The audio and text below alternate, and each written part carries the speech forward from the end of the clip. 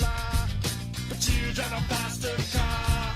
He says you'll never know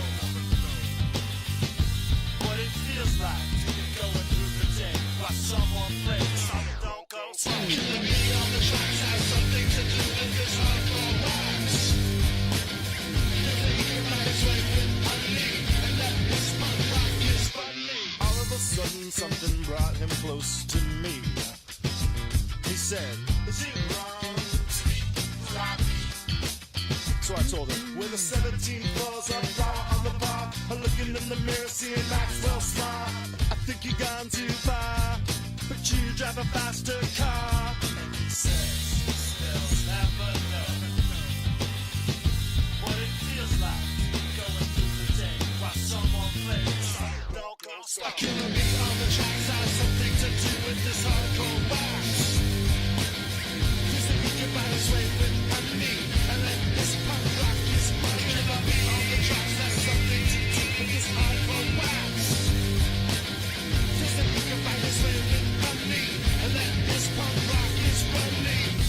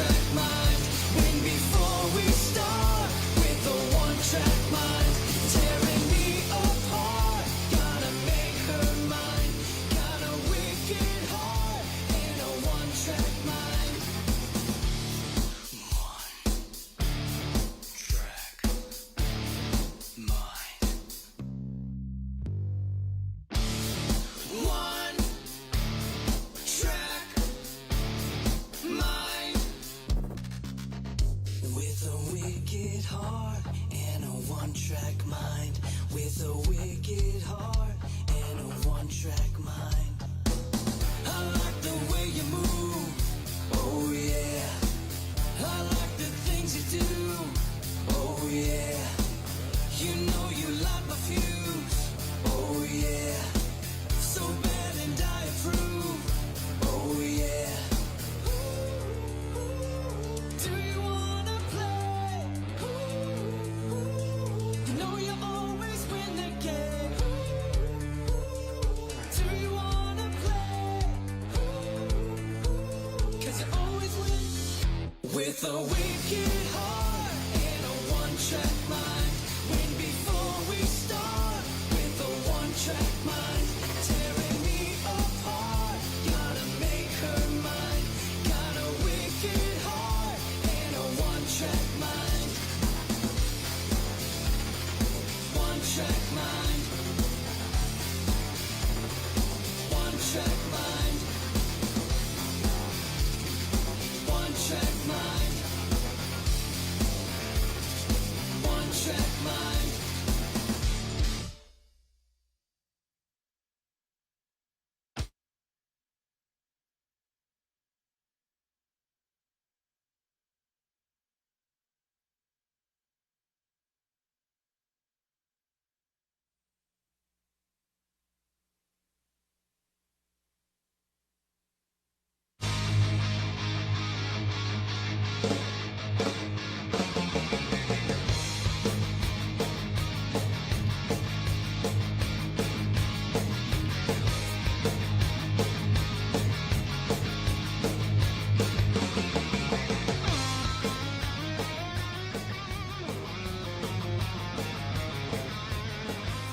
It is the season opener tonight, boys hockey, and we got a dandy. Rogers at Andover from the community center.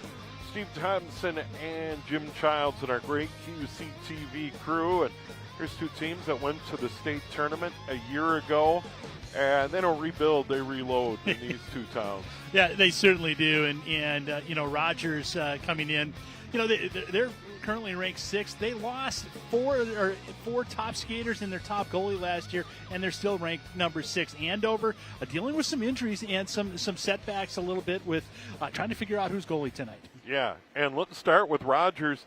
They still have firepower coming back. Brock Cheslock, he is outstanding, wearing number 18 tonight, and he is dynamic, and this Rogers team certainly can put the puck in the net. Yeah, one of the newcomers, and actually somebody who's coming back. You've got Cheslock. He's got 54 career points in 55 games, plus 33 on plus minus 33. He's also center. The center is going to be Cole Baumgartner, and Cole is coming back from a year of juniors. He's going to finish up his senior year. He played for Shakopee as a 8th grader back 5 years ago. Pretty impressive and talented line. So no doubt Rogers and head coach David Brown bring back a lot of firepower. And goaltending for them as well. Tyler Bacon will get the start tonight, but they have certainly inexperience between the pipes at the varsity level. Yeah, well, it's funny. Out of all 4 of the goalies that'll be on that have the chance to play tonight, Bacon is the only one that has any experience, and he has 2 games, so that'll be interesting. All right, we switch over to Andover, and Andover once again, a lot of talent in the youth, and the goal to get to the varsity. And one guy that certainly brings a lot of experience to this team is Keaton Coe.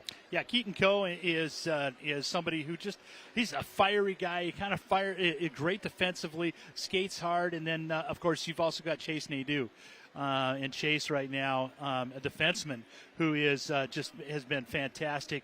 Last year, towards the end of the year, really carried them on their power play, and is the kind of guy that just sets up the power play and kind of runs point. Well, a year ago, Cash Cruitt, the big goaltender, was a big part of this Andover push to the state tournament. He is not here with the Andover Huskies anymore. He has moved on. And that opens the door for Caden Foster, a sophomore, and he will get his first varsity start tonight. And as we know, goaltending is huge. Yeah, it certainly is. And, you talk about Cash Pruitt. He was a big guy, 6'5", 280, had a wingspan of like 7 feet. He was he was just a monster, and he had the skills to match up. And tonight we'll have a chance to see Caden Foster, who's another big guy. He's 6'4", 220, so he's another big body in the net. We'll see how he does with his first varsity action. So we got a dandy to get it started tonight. The boys hockey opener from the community center. It's Rogers at Andover. It's on the way here on QCTV.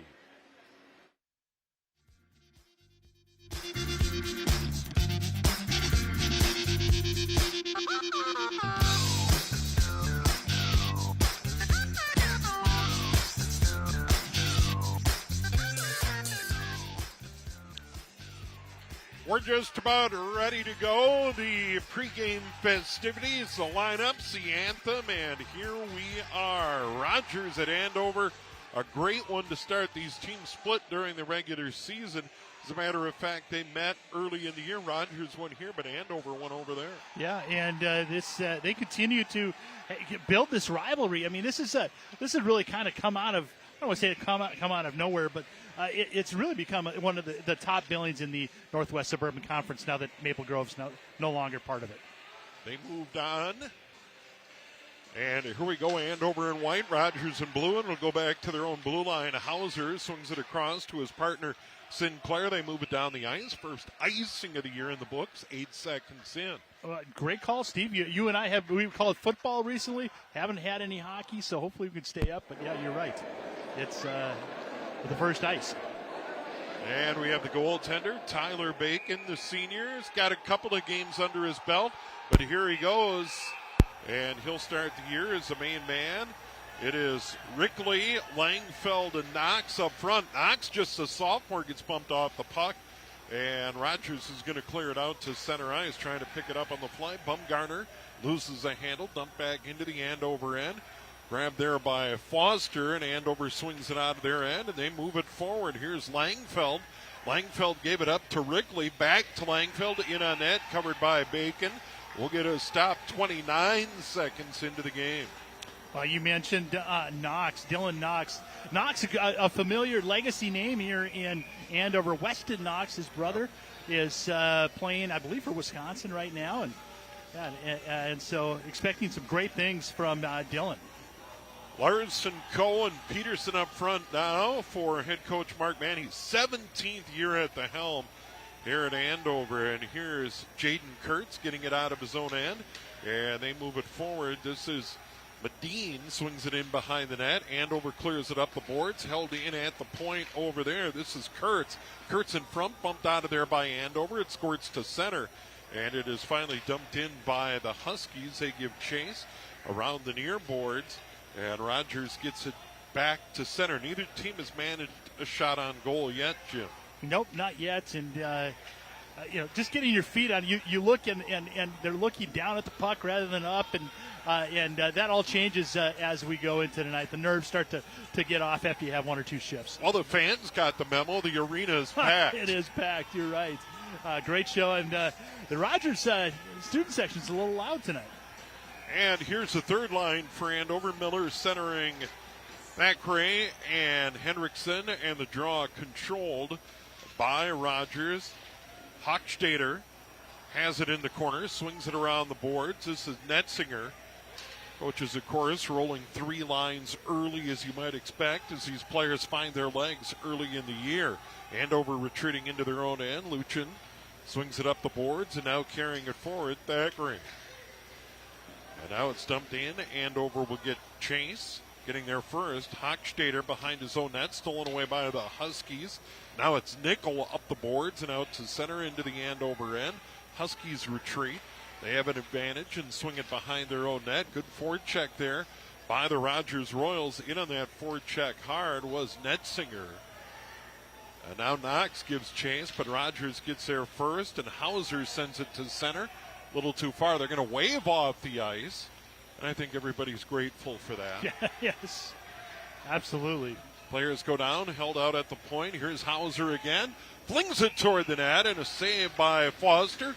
And there is the first shot on goal of the year. Yeah, and good save by Foster. He had right out in front was the guy that we talked about at the pregame. Cheslock was waiting for a rebound, and Foster just hung on to it. Good job for his first save as a varsity goalie.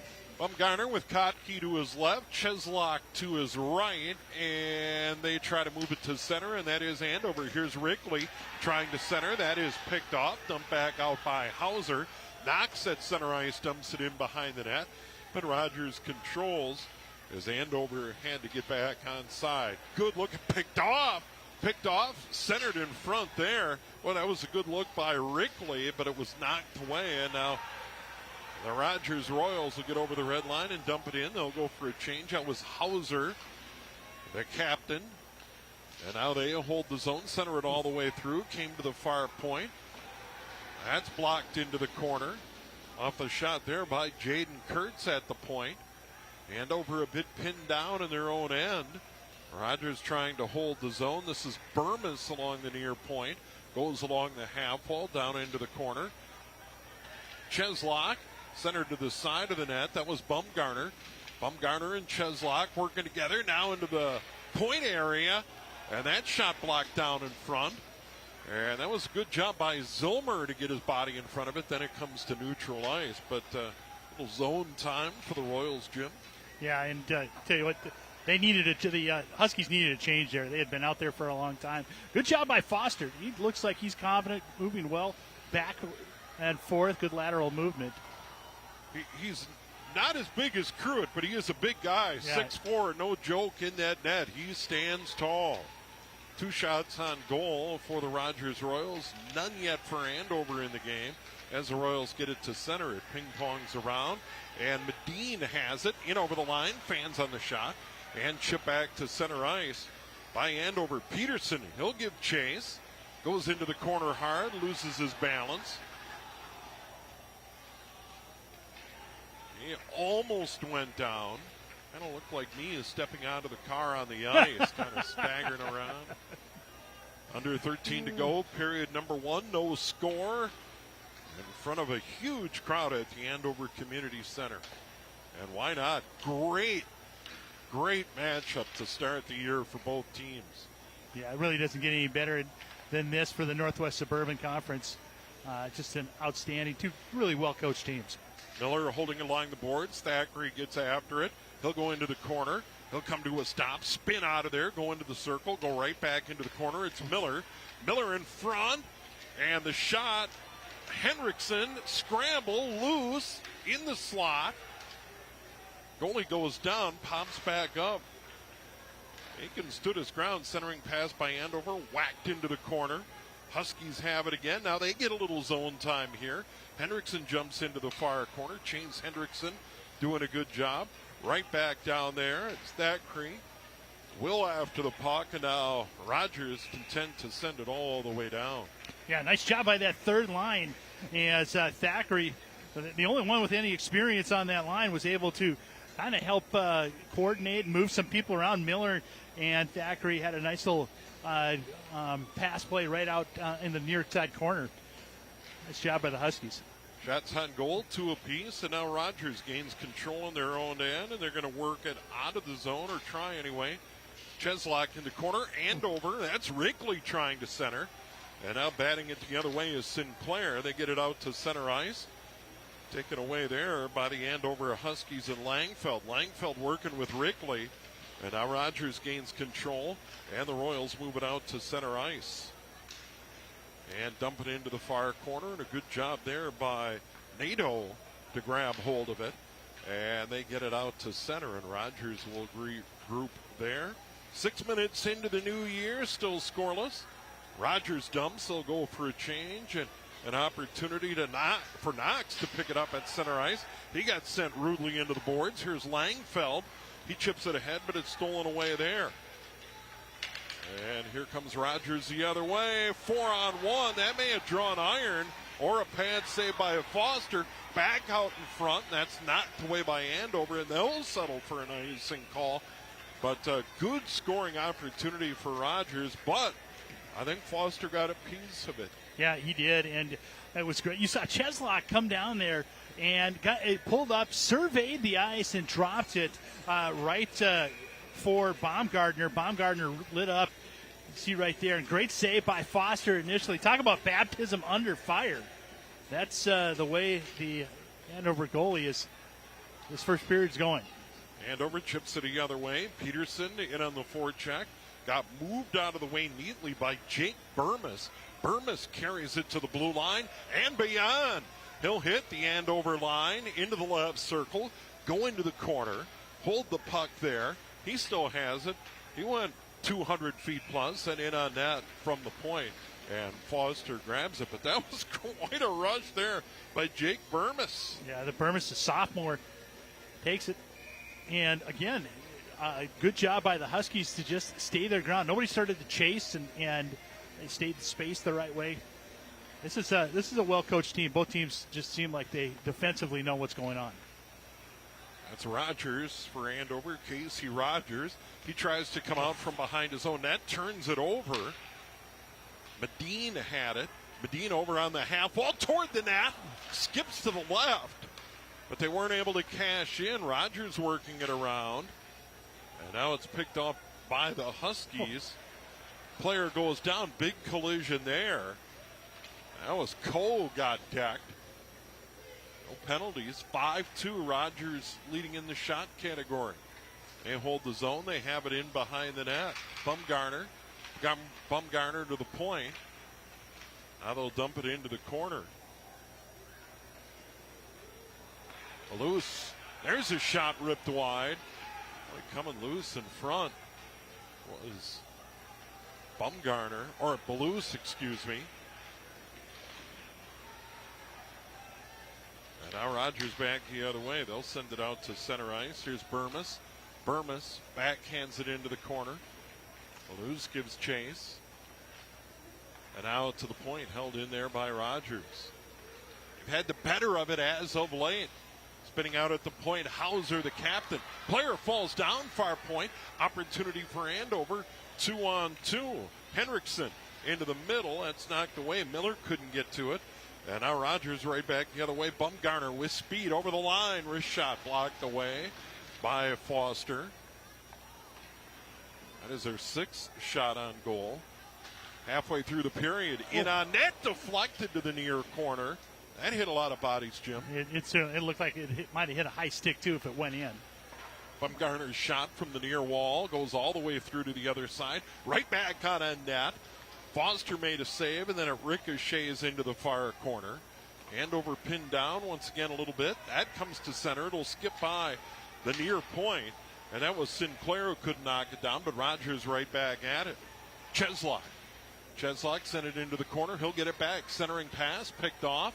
And now Andover back the other way. At the moment, 4-on-2. They'll hit the line. Cross ice. Langfeld in on that. Rebound out of there. And now Rogers back the other way. And here come the Royals. Cheslock chasing into the corner is Nickel. His centering pass. Nobody home. Rogers sends it to the point. Here's Burmis. Burmis couldn't keep it in. And now it's dumped right back in by Rogers. Out of his cage is Foster. Tees it up. Dangerous pass in front. And out at the point, here's Burmis over to the right point. That whistles wide. Wraparound try comes all the way through. And Andover will come to center ice and backhand it forward. And that was Rickley. And Andover needed a change badly. They did. And, Andover's going to have to really, lean on their blue liners. That's where most of the experience is coming from right there. And that right there, this is an ill-advised pass right through the center by Zimler. And almost resulted in a goal. Out to the point, Zachers center wide. And it's picked up by Luchin. Luchin gets it out of there. And now it's Peterson in over the line. Peterson has some help. That's Thackeray. The third line's done a nice job. Centering pass, nobody home. Rogers, that's held in at the line. Right back toward Luchin.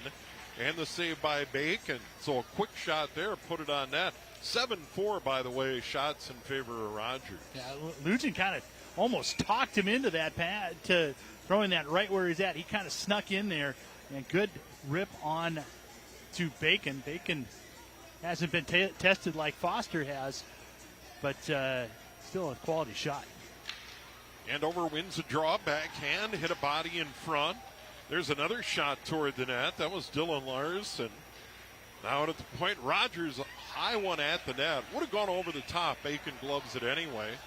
And now we got a little pushing and shoving.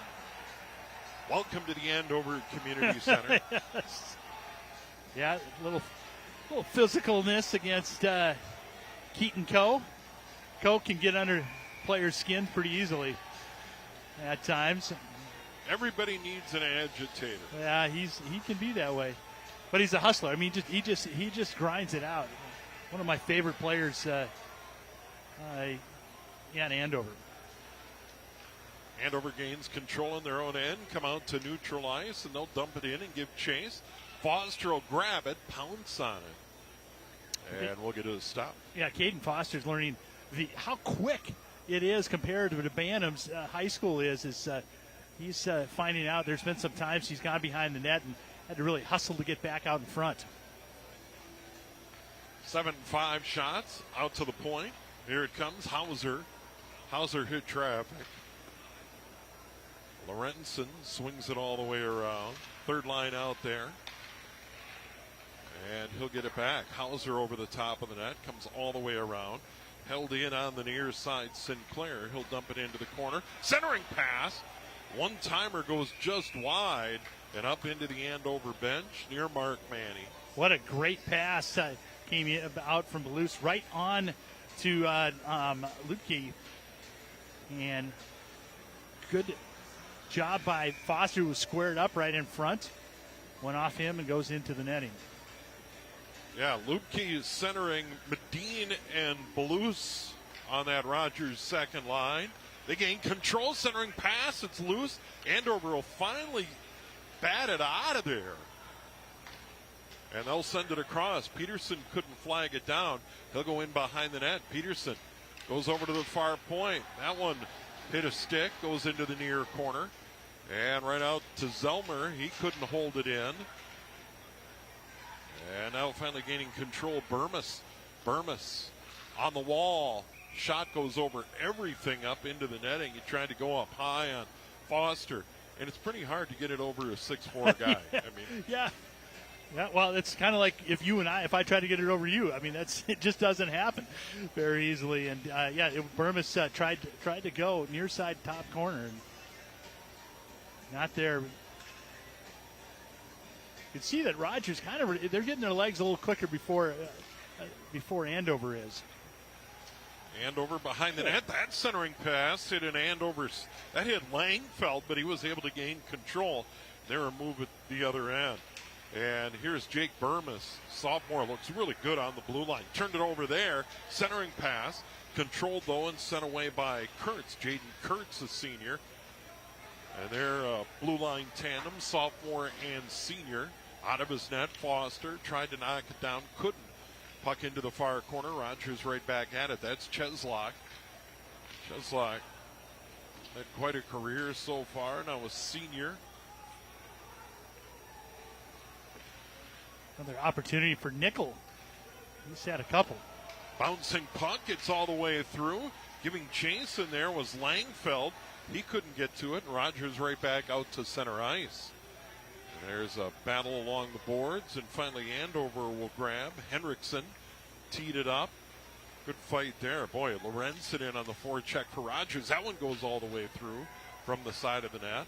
Held in at the far point, dumped all the way around, and getting after it there. Cooper Johansson for Andover, and they get it to center. Rogers right back in. Coming up on 4 to go in the period.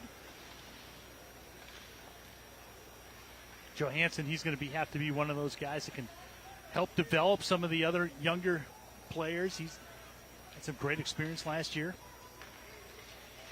Sinclair will dump it in. He's on the blue line with Hauser for the Royals. That's picked off. Centering pass from the wrist shot in the slot. Rebound, Lupke right on his stick, and he was able to beat Caden Foster up high, and Rogers has a 1-0 lead. Yeah, the puck came right out front. Two Royals went after it, landed on Lupke's stick. Cam Lupke able to rip that right past the glove of Foster. A little miscommunication. Comes out front, and Lupke gets it. And a quick low shot, low, right past the pad, actually, of Foster. And we'll get the announcement here on the assist, etc. Time of that goal, though, at 13:08, and it just came into a tough area right there in the slot, and that's tough for a goaltender. Yeah, and communication back behind the net. They're kind of defenseman and Foster ran into each other, so communication will have to get better. And the Royals are going to send it right back in, up 1-0. They lead in shots 9-5. We'll get a stop and icing call on Rogers.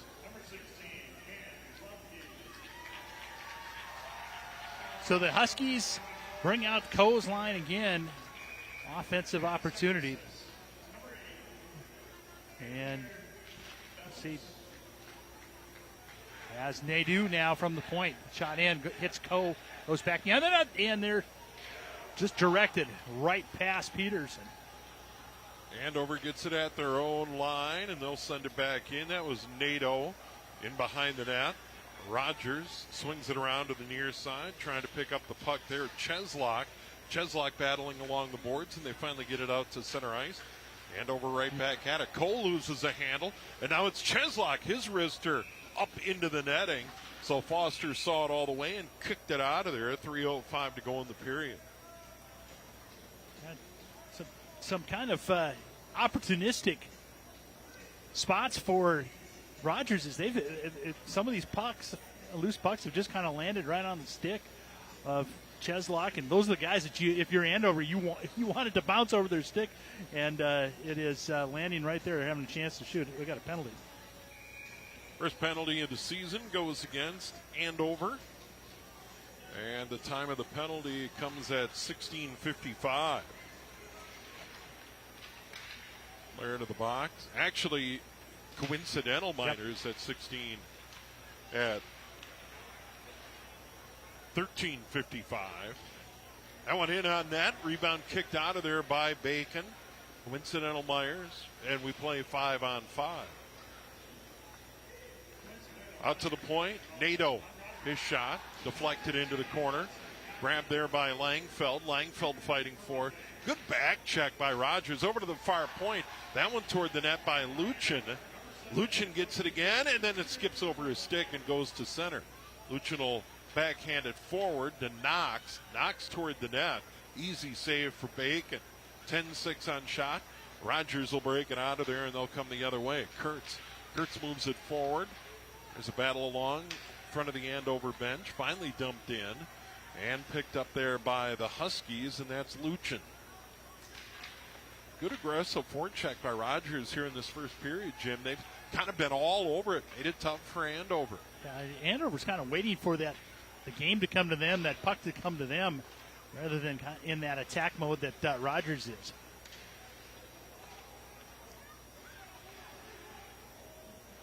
Battle along the boards. Under 2 to go in the period. Luchin with it. Luchin sends it forward. Here comes Andover. Dump it ahead. Standing up at the blue line there, Hauser. Hauser in over the line. Tries to get to the forehand. Sent toward the corner. Waiting for help.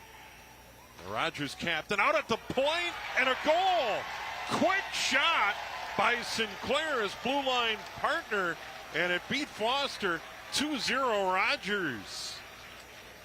That one just kind of handcuffed Foster. I don't know if he was expecting the shot or not. But right from the point, it looked like he had a clear line of vision. That one just went in between the elbow and side of Foster. Well, we know Hauser's going to get one assist on that goal. He did a lot of the work. And then the quick shot, boy, that was Blake Sinclair letting it fly. 2-0 Rogers. They lead at 11-6. Coming up on 1 to go in the period. It's scoring out of the blue line, and they did it there. Here comes Rogers again. Lubke sends it into the far corner. Medine gives chase. Now Lubke, who had the first goal for Rogers in this game, fighting for it in the corner. Good battle over there. And now Andover's going to get after it. And Zilmer trying to work along the boards, but that Rogers forward check has gotten strong. Centering pass picked off there, and it's Rickley. Rickley's going to send it all the way forward. Knocked down beautifully. Langfeld. Shot saved by Bacon. Oh, that was a terrific feed ahead to Langfeld. Another shot from the point. Hit a body in front. That was knocked down neatly by Kurtz. And now Rogers counter-punching right back the other day. Medine knocked off the play. Player falls down. Scooped up from behind Bumgarner. And now back to the line, and Hauser. He'll send it in. Final seconds of the period. Knox is going to send it back. And Andover's just going to send it all the way down. And that might be a late ice. They let it run out. So 1 in the books. 11-7 shots in favor of Rogers. More importantly, the Royals. It was Lubke his first of the year, obviously, at 13:08. And then Sinclair at 15:43. Yeah, the Huskies had some opportunities as well. They just couldn't put it back. You start to see a little bit of the chemistry come in with the Lions. We'll see probably more as we get into the second period. And we'll be back. Take a break. Come back. Period number 2 is season opener. And it's Rogers leading it at Andover 2-0 here on QCTV.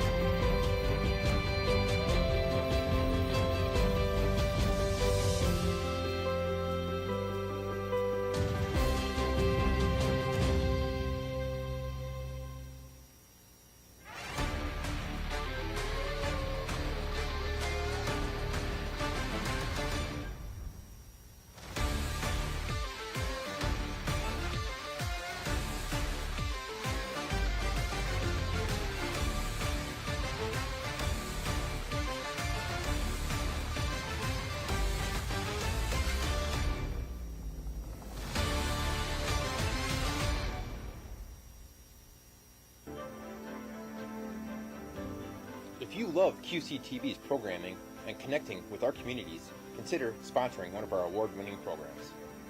Sponsorships are available for numerous programs, and perks are designed to showcase the sponsoring businesses across all of our platforms. Contact us today to find out how your business can support QCTV. Reach out to contactus@qctv.org for more details.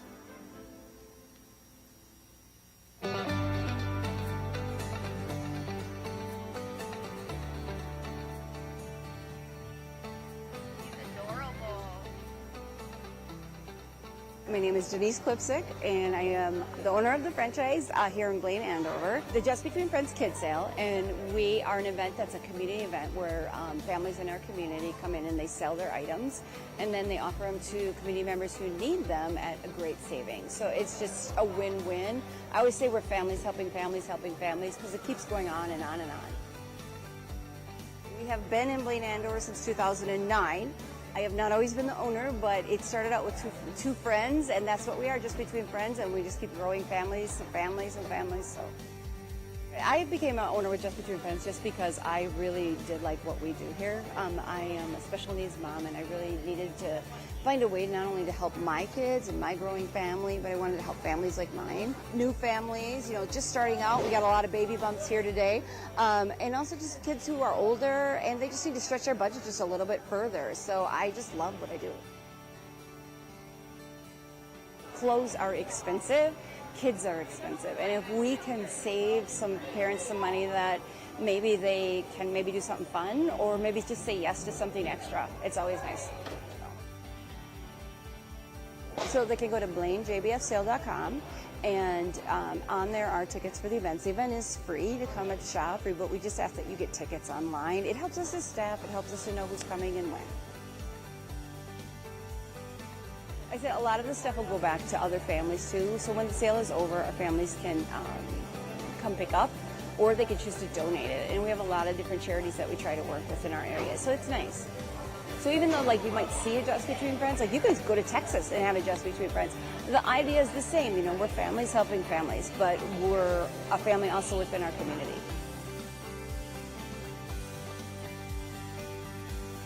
If you didn't make it to the April event, you'll have another chance, September 4th through 7th. So here in Andover, we have what we call our Adopt a Park program. We have over 70 parks and open spaces that we maintain. So any help we can get from the public, we greatly appreciate. So currently we do have a handful of parks available for adoption. The way the program works is you reach out to our Public Works Administrative Assistant, Danielle, and she can set you up on it's a 2-year commitment that you clean the park twice a year.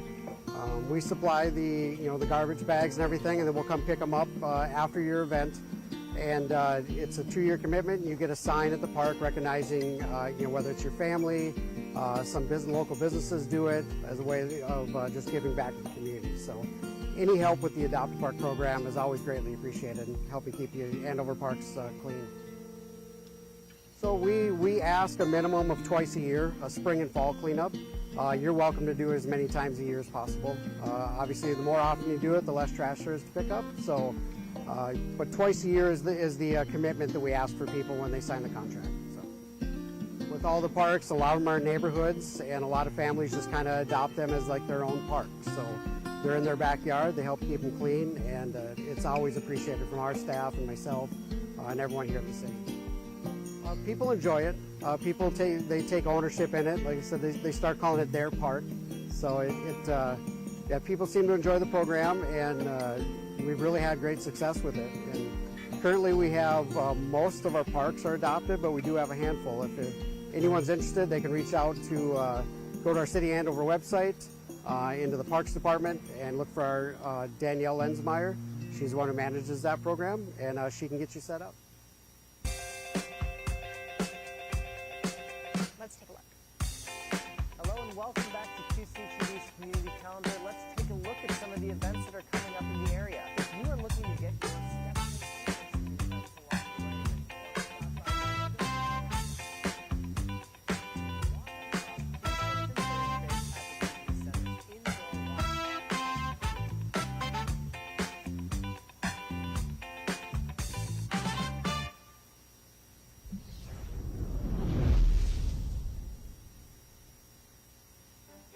Hi there, I'm Cameron Kaitonen, City of Andover Natural Resources Technician.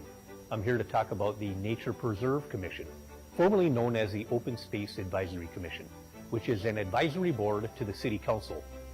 This group is primarily tasked with management and maintenance decisions of the 4 nature preserves in the City of Andover.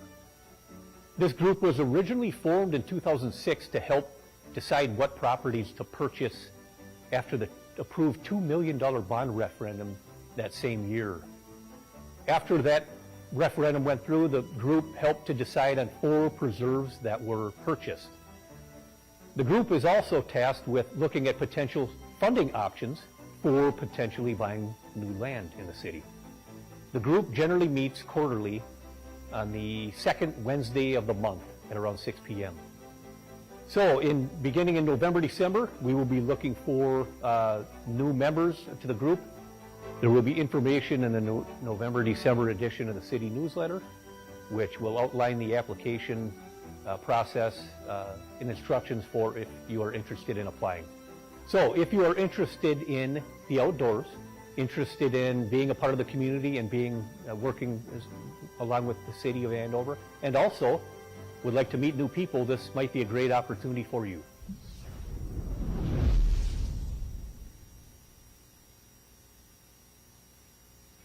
are Midwest Animal Rescue and Services, aka MARS. We are committed to serving both pet and parent, finding homes for animals that were once lost, left behind, and forgotten, while bringing harmony and enhancing education in our community.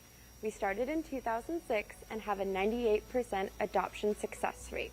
With the help of our community and people like you, Mars has saved over 21,000 animals. All of our animals live in foster homes as family members. Once they get adopted and go home, they stay home. We have a non-profit veterinary clinic and dog obedience training services. We are actively supporting both ends of the leash, both people and pets, breaking down barriers and building community. Visit our website, www.midwestanimalrescue.org, to learn more and join our Mars community today. My favorite thing about volunteering as an extension master gardener is learning about the different gardening styles and sharing that knowledge with others.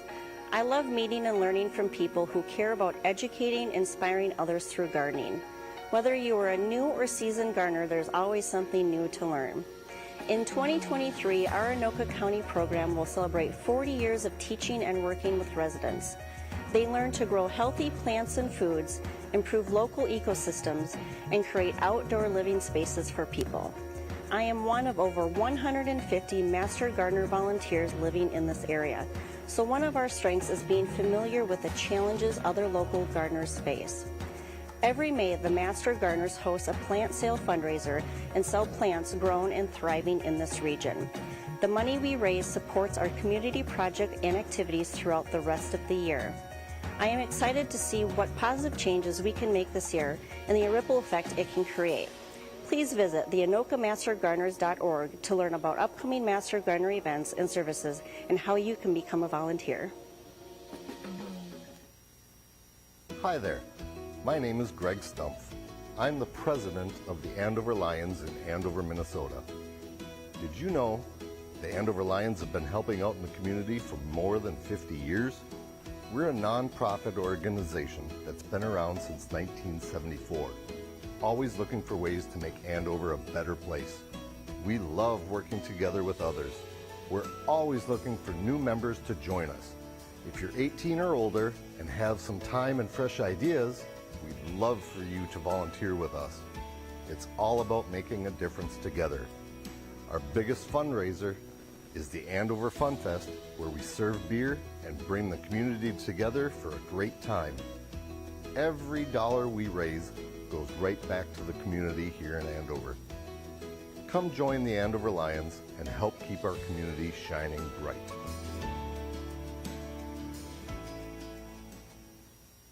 Food insecurity touches millions, leaving countless families unsure where their next meal will come from. It's a daily struggle affecting health, focus, and well-being. Cole with Anoka County Public Health here. You should know that this is a challenge we can meet together. By supporting local food shelves, starting community gardens, and learning about national food programs, we can turn the tide against hunger. Every can donated, every dollar given, every hand extended in help makes a difference. Let's unite to ensure no one has to go to bed hungry in our communities. Together, we can end food insecurity. Reach out, get involved, and make an impact at goanokacounty.org. 9, 8, 7, 6, 5, 4, 3, 2, 1.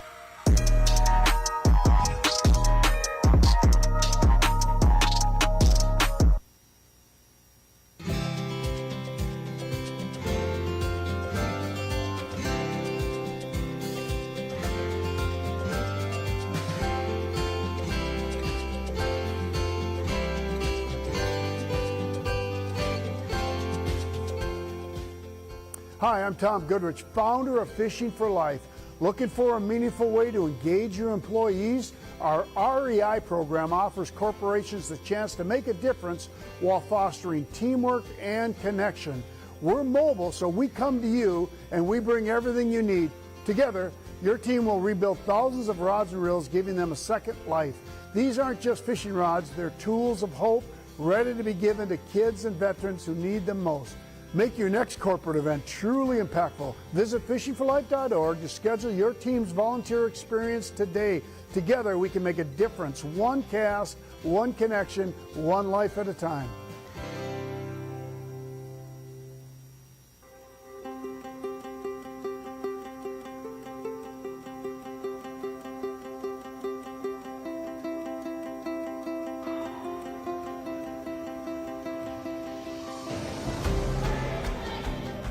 I definitely think the team becomes more serious, like in scrimmages other than tryouts, and like when it was open gyms, it's kind of like you kind of transition into the tryouts and then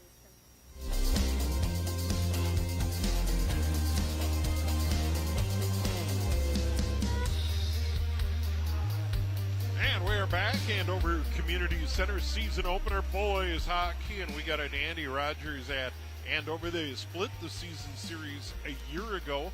Both teams winning on the road, and Rogers has a 2-0 lead. And a quick look at some of those highlights. And, you know, for the most part, shots pretty even, 11-7 Rogers, but as the period went on, Rogers' forecheck really took advantage. Yeah, they were very aggressive, and they were opportunistic as well. You see right here, right out in front, Andover hammers away, can't get it past Tyler Bacon.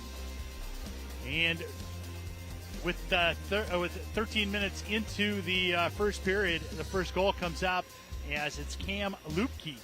Scores the first goal of the season for the Royals on a quick shot from the slot, and then from the point, another quick shot as Blake Sinclair buries it, 2-0 Royals at the end of the first period. Like you said, shots 11-7. They were pretty close. The quality of shots, I think, really were weighted heavy to Rogers. Here we go, period number 2. We switch ends. Down to our right, Caden Foster, Andover goalie, out of his cage. And the Huskies trying to clear the zone. Nadeau did get it out to center. Here's Knox along the board. The sophomore battles into the corner, but he is moved out of the way by Sinclair, who had goal number 2 for Rogers. Here comes the Royals in over the line. And they get it in front. The puck bouncing in on net. That was Bumgarner who got their shot away, but it was saved by Foster. He didn't get a lot on it, but it was bouncing. And Foster was able to move it away. Andover's going to send it out to the point. Knocked down by Hauser. Hauser sends it over to the far wall. Bumgarner has it again. He'll come all the way across. This is Burmis. Burmis on the near point. That's deflected into the corner. Rogers in those good-looking blue uniforms, blue with white numerals, easy to read. Burmis, that's a big factor at my point. Yes, I agree with you. In my career. How easy can you read them? I like black on white, too.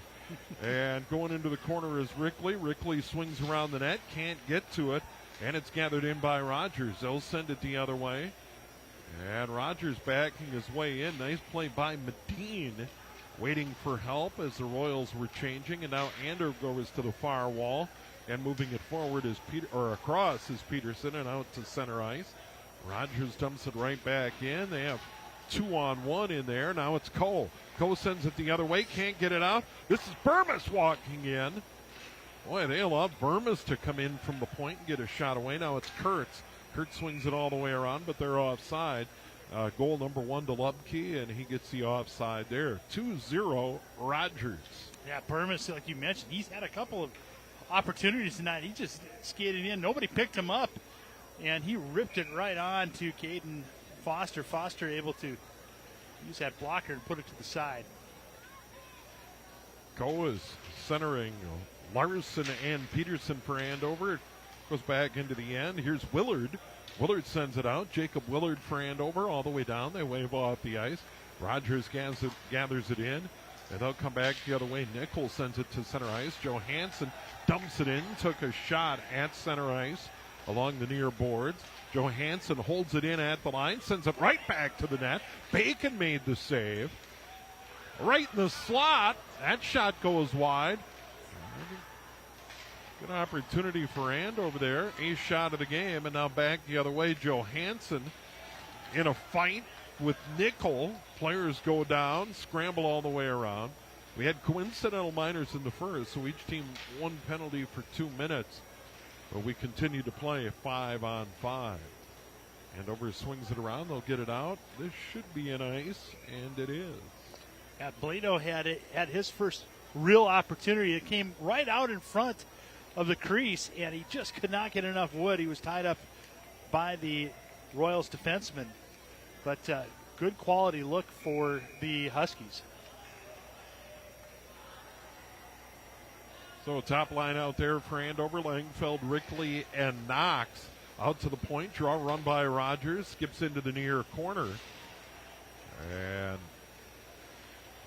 Hauser and Sinclair, top defensive pair. And now here they come, Langfeld. Langfeld with Rickley, hit the line, turned away by Rogers. They'll come the other way, Bumgarner in over the line, drops it off. Over to the far wall, this is Sinclair. Now to the right circle, all the way across, what a feed! And the goal for Rogers, Hudson Kopke, 3-0 Rogers. Yeah, great feed by Hauser. Hauser dropped it right on to Kopke. Kopke made no mistake, put it up top over Foster. Time of the goal, 3:08, but Rogers moving the puck beautifully.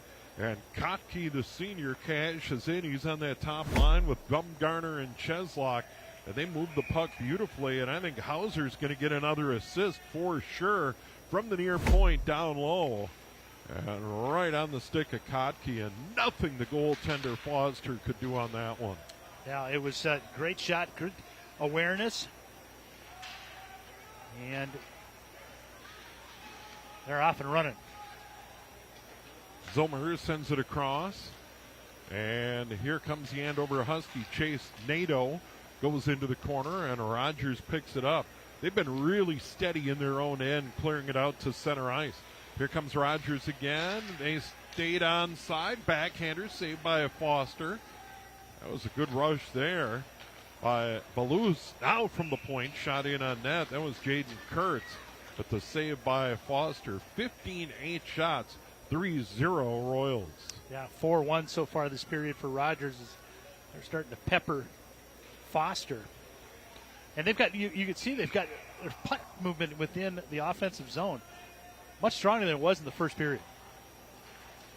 Now it's Lorenzen with Netzinger and Nickel, third line for Rogers. Here's Nickel along the wall, trying to step in front. Cole knocked it away from him. Big collision. We're going to get a penalty and the first power play of the game. Yeah, that was pretty obvious.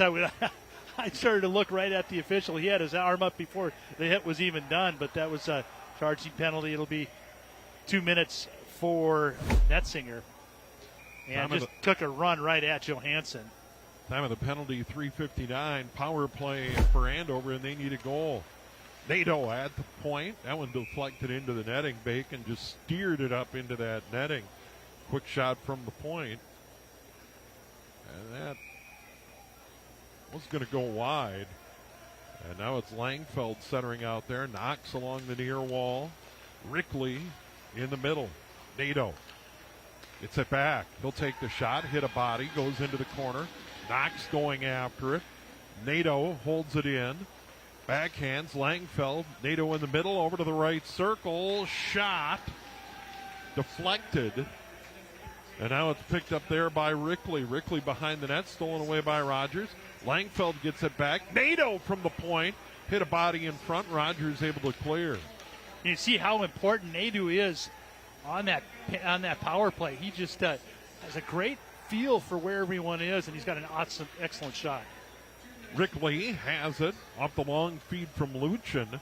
Rickley chasing behind the net. Rogers sends it all the way out, almost into the crowd. Foster out from behind his own net. Now it's Nadeau again. Here's Knox back there. Now they send it across. Luchin. Now to Langfeld. Under a minute to go in the power play for Andover. And now a chance the other way. Here comes Bumgarner. Bumgarner in, and a goal over the shoulder of Foster. A shorty for the Royals, and it's 4-0. Well, great job on picking up that loose puck by Baumgartner. Baumgartner Gets past and goes right over the shoulder of Foster, but excellent finisher. Comes in. Guy's played 76 games in high school, and he skipped 1 year. So this one comes right out, and you can see Baumgartner from moving. his own blue line. From his own blue line, yep. Right with Lujan on top, able to get it past. And shorthanded goals are backbreakers. 4-0 Rogers. And still time in the power play for Andover. And they get it over to the far point. This is Rogers. Rogers carries into the corner, has Zilmer at the top of the slot. Rogers going to clear it all the way down. And Foster makes the save. 16-9 shots. And Rogers leads at 4-0. Cheslock gets the assist. First points of the season as well. Andover trying to get set up, and now we're 5-on-5. Rogers even strength, and they chip it to center ice, and here they come. And they get a goal. And this is Balouse from Medine. 2-on-1. Picture perfect passing, and the Royals in mid-season form. Yeah, excellent 2-on-1 execution. Not much Foster could do on that one. That just an excellent finish again by Balouse, the senior. And just another great feed. You see the feed across, and Medine to Avenir Balouse. 5-0. Rogers holds it in. Burmis, he's had a good game on the blue line. Just a sophomore. Larson trying to get it for Andover.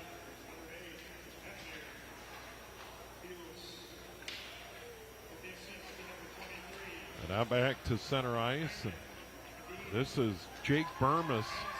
Not a big guy, 5'8", 150, and just a sophomore, but he's had a good game. Larson for Andover tries to send it all the way across.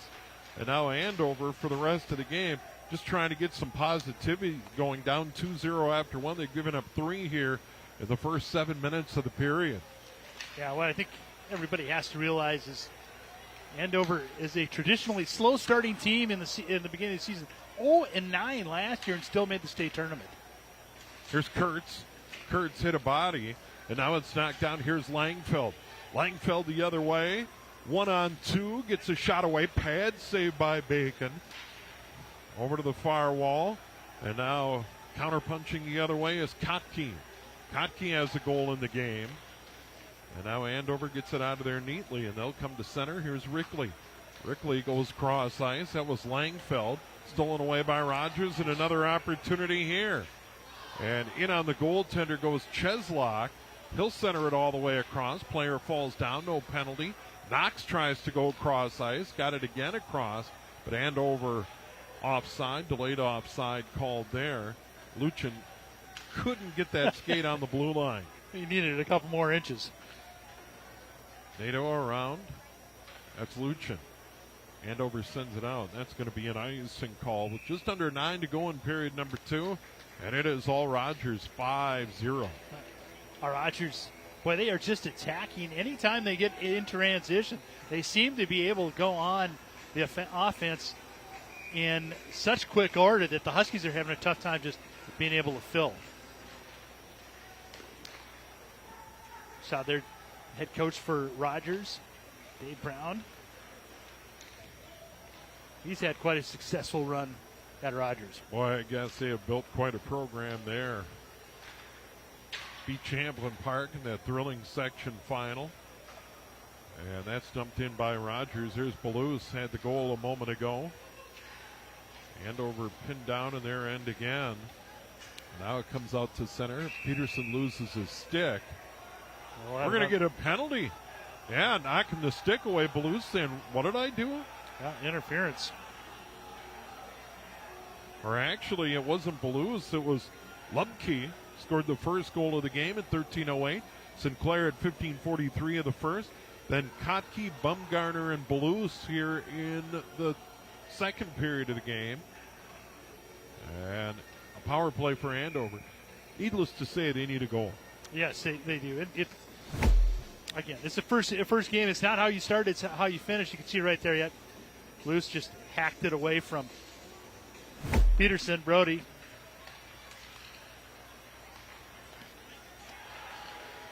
Now Andover. They got Langfeld. Rickley behind the net. Knox there. Langfeld again. Nato had it knocked away, comes to neutral ice. Nato will retreat. He is out there with Luchin on the blue line here on this power play for Andover. And Rogers sends it in. 1:30 remaining in the man advantage. And in there trying to cause problems. Bumgarner on the forecheck. And now they send it ahead. This is Rickley. But Rogers has had good jump all night tonight. And as I pointed out, they look in mid-season form the way they're clicking tonight. Yeah, disappointment last year when they lost to Edina in just a thrilling 2-1 victory. Oh, that was a battle.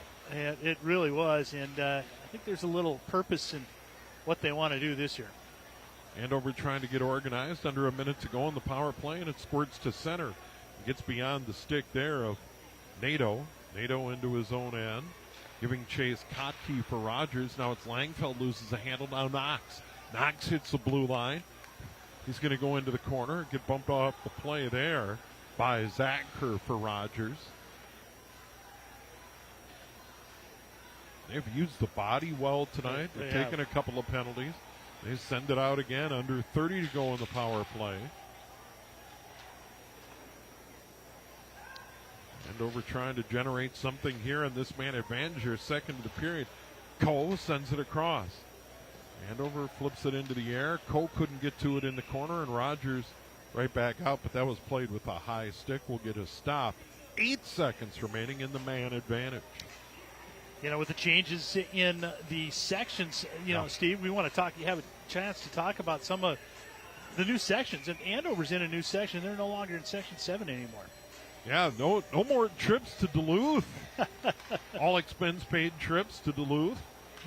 Fogarty's now will be there the ice for Section 5, which is a new easy travel to Fogarty. That's right. Yeah, so a new look this year. Rogers gets a tough draw in their section. That centering pass goes all the way through. Peterson sent it through. Right back toward the net, hit a body. And the Royals have done a good job getting bodies in front of the net. But yes, they have. And getting to loose pucks, they have the knack and they have the intensity to get to a bunch of these loose pucks. It seems like some of the inexperience of Andover is kind of showing through tonight a little bit. Yeah, and then Rogers, as you pointed out, new section assignment, and they got a tough one there. Wayzata, Edina, Benilde St. Margaret, and Holy Angels, all in the same section. Of course, they've also got Buffalo, the Robbinsdale hockey team, and Hopkins as well. But that top 5 there, there won't be a tougher section in the state than that top 5. Sinclair carries into the corner. He had goal number 2 for Rogers late in the period. That quick shot way up into the netting. Braden Lawrence, and that one got away from him. Yeah, he knew it. He looked up into the rafters as well and kind of gave up a little bit on that. The Huskies are also missing their top player, which is KJ Sauer, who will be coming back and hopefully at the end of December, somewhere around in there, or early January. That'll add a big lift to this team. Shots 19-10 at the moment. More importantly, Rogers 2-0 after one, now up 5-0. And Andover's going to dump and give chase. They'll get after it in their own end. Centering pass knocked away by the Royals. They've done a good job covering up in front of their goaltender, Tyler Bacon, who's stopped all 10 so far. And now Andover in their own end. Johansson fighting for it behind his own net. Willard back there as well. That third defensive pair. They send it all the way down, and we're going to get another icing call. And here we go, the start of the season. And a year ago, Rogers came in here, beat Andover in the season opener, a tight game. And then Andover returned the favor at Rogers later in the year.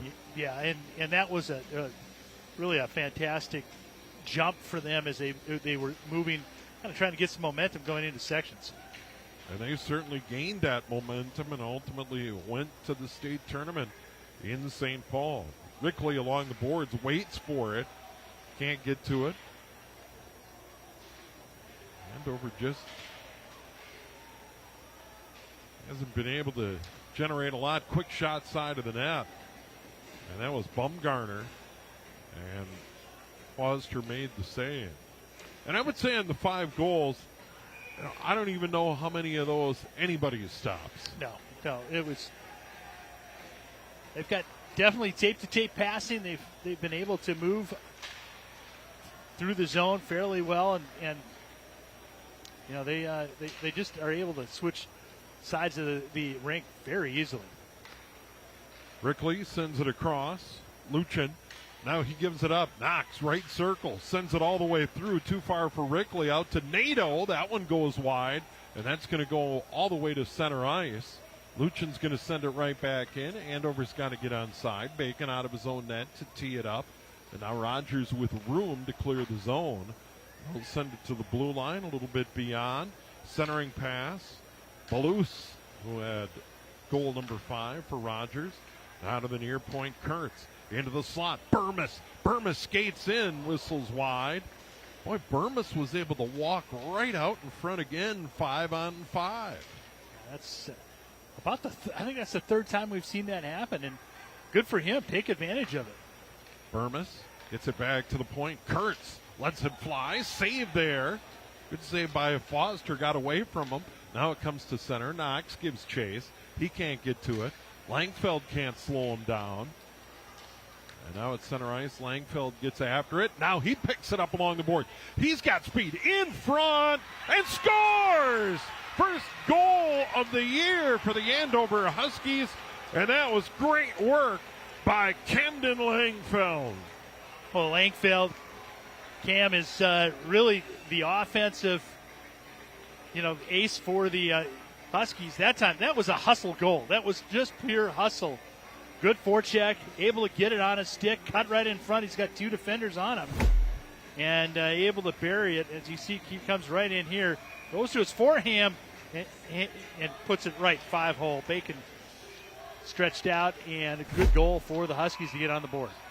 Well, when you got a guy like Langfeld, a leader like that, he just took it along the boards and just had in his mind he was going to take it to the net and get the Huskies on the board. And they needed that. Yeah, they did, and that's he's one of the guys they're going to look at as a captain. Up into the netting, quick shot deflected there off the stick of Landon Medine. Medine had an assist on that 5th Rogers goal, but you can see Langfeld on the bench, and that was a terrific goal. I mean, that's just pure effort, not to be denied. Peterson in to take the draw for the Huskies. They controlling their own end. Now a little more jump in their step. Can they take advantage and maybe put another one on the board before the end of the period? Well, if you keep it close, that's, going into the 3rd period, you just never know.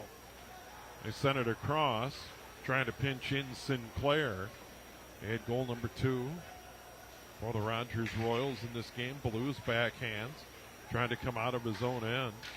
Medine working back there with Lubke.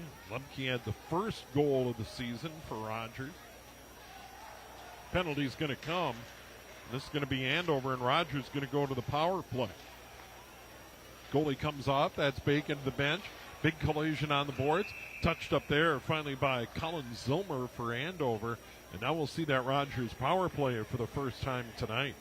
Yeah, we got I believe it's a hook to Rogers. Time of the penalty, 14:34. And going to the box is Rogers, as you pointed out. You see Rogers, the captain. And now after getting a goal, now they got to kill a penalty. See right here, back behind the net. He just grabs him and holds him for a little while, and that facilitated the penalty. Here's Knox with room shorthanded, chips it toward the net. Knox stays after it, and now Rogers will recover in their own end, and the Royals have it. And now they move it to center ice and right back at it. Kotke along the wall. Nadeau chasing. Kotke sends it across. Knox tries to get it out. And now Kotke out to the point. Here's Hauser. Quick shot there. Bumgarner. Bumgarner fighting for it. And Andover able to send it around and get it out to center ice. Retreating to grab it there is Kurtz. They get it into the middle over to the right point. Pipe! Big shot there by Hauser. Draws iron. 1 minute remaining. And now Nadeau at his own end. 1:25 remaining in the period. 1 minute in the power play. Skips all the way down on Bacon. You got it on the short hop. He did. That's a tough play. Keep that glove down. Keep your body in front of it. Just like an infielder, right? That's right. You don't want to let that one get by you. No, that's up into the netting and the quick shot there. 180-foot goal doesn't play well for your film. And it lives forever on social media. That's a bad thing. All right, see right there in the right corner.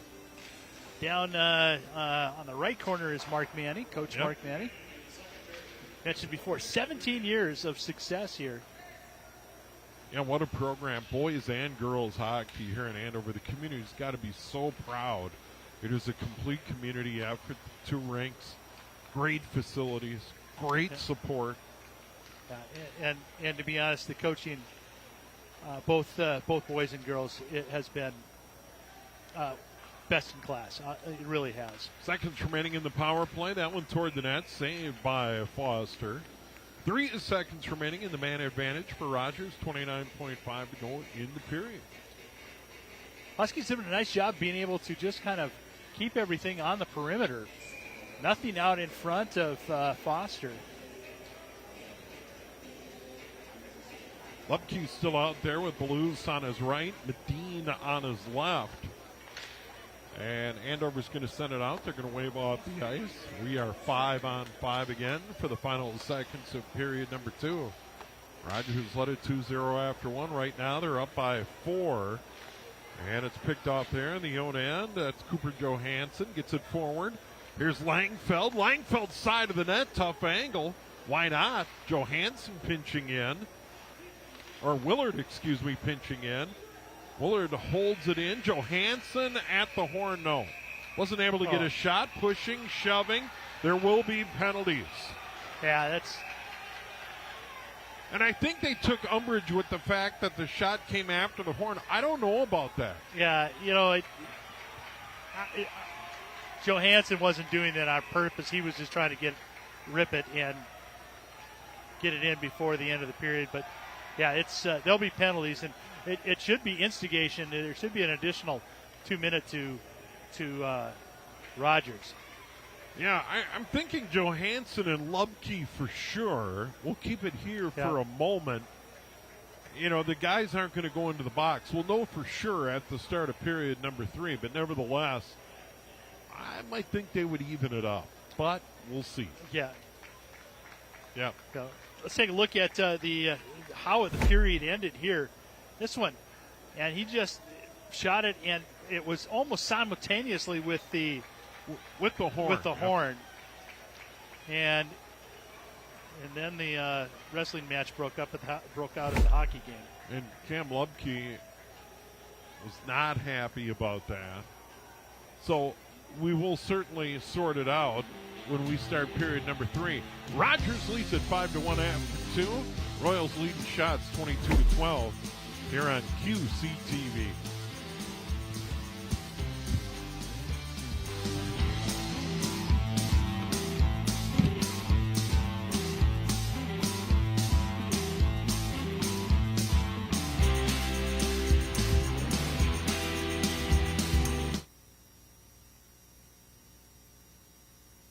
I definitely think that helps us come closer as like friends, even as teammates too. Usually I get fast food. Usually it's Jimmy John's or like Chipotle. I always have a bubbler, and then I always have music going. But I'm usually a team braider too, so I guess braiding people's hair. Before games, we always do this one chant in the locker room that kind of hypes us up. So that's always our team before game thing to do.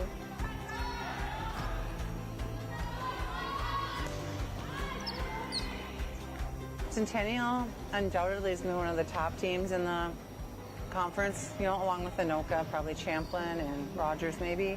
It's really hard to know, but I think that the girls are really looking forward to the challenge. And those games are important to us also because they're section rivals too, you know, so all of those games we get to play in conference also are preparing us for sections. I would say Anoka is a big one. One of my really close friends plays on Anoka, and so it's really pretty competitive, and we want our A-Town flag back. I think it'd be fun to play Centennial too. I've had some people that I know on that team, and they're a highly competitive team.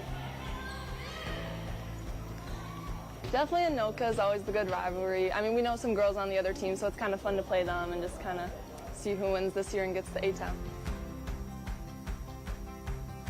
We want to be the team that walks on the court and sets the tempo, sets the speed of the game, and we're trying to emulate that in practice. The other thing is communication, and the other word we've used is intentionality. So those are kind of the three things we've really been focusing on up front. Once we get those things down, then we can start thinking about the next things that happen. Hopefully those things kind of start to fall into place, you know, and then we can take the next step. I want to have my highest kill percentage and my highest kills total this year. And as a team, I just want us to go out, have fun, play our best. I want to be highly competitive. I definitely think we'll talk about some goals as the team goes on, and our first game we'll definitely see where we are and then move on from there and grow.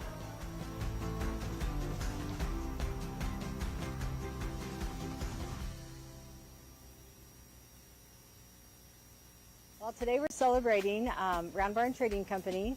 We've been here 10 years, so we're celebrating our 10-year anniversary, and then we're also celebrating the Round Barn's 40th birthday. So they started the store in September of 1985 here. And so it just happens to be the same month for us, but 10 years, so we're just doing a big celebration of that, yeah. The historic Round Barn is over 140 years old and has been in business as an antique and gift shop for over 30 years, with 4 different owners through the years. Before the 10-year celebration, current owner Julie Davis decided to give the barn a little update. New siding. Isn't that beautiful? So, yes, the barn was, that's 150-year-old wood that was ready to have a facelift. And so Presbyterian Homes had contracted with a local company, Archway, and they came out, and the barn got new windows, new doors, new siding. There's tieback under the siding. So we're excited about that this winter because the drafts and stuff through those windows in that old barn, we're excited to see what that's going to bring in, change up for the inside for us to help with that. So yeah, it's got a new facelift and it's good for another 150 years. That's what we want to hear. Right. To ensure that the Round Barn Trading Company will stick around for many more years to come.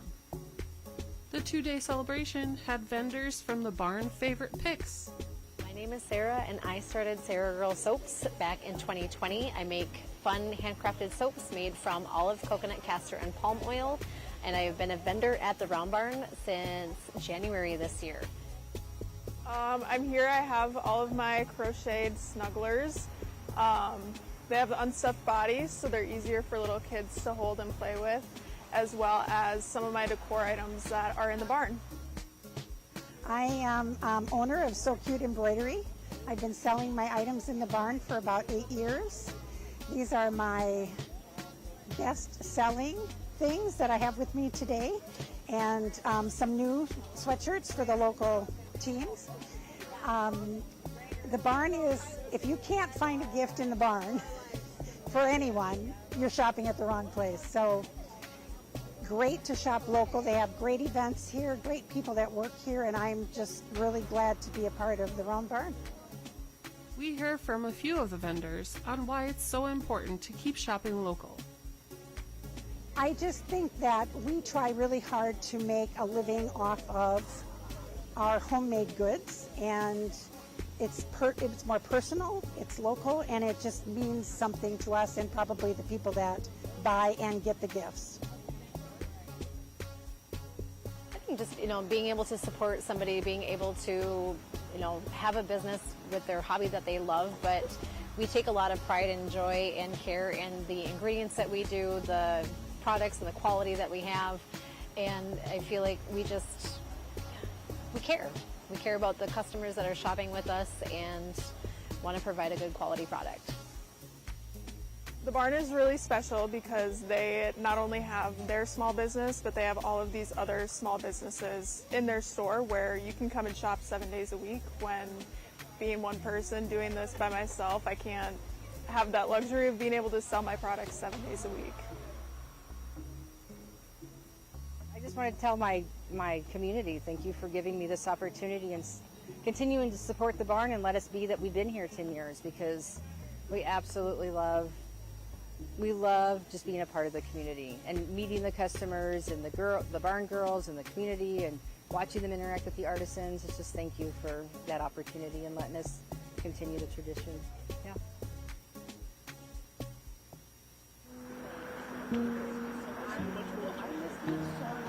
Tonight we're here at the Anoka County Sheriff's Office and we're collecting donations, both supplies and cash, to support an organization called Hope for Youth.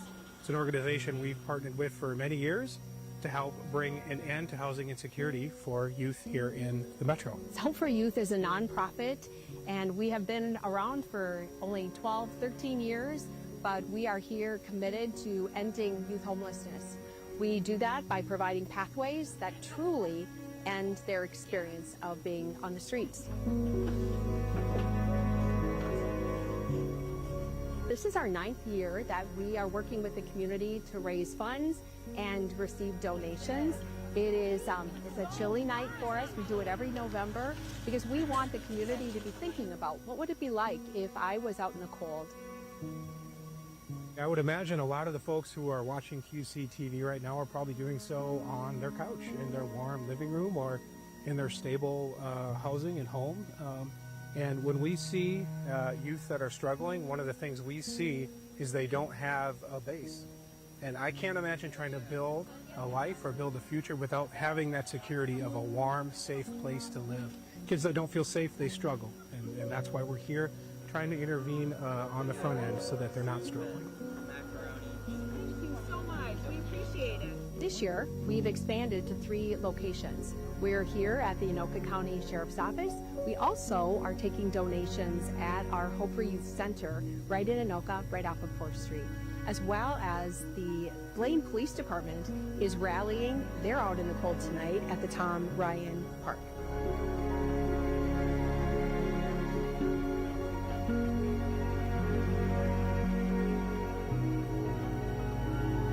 We welcome all. We are here and we want to be a support system to you.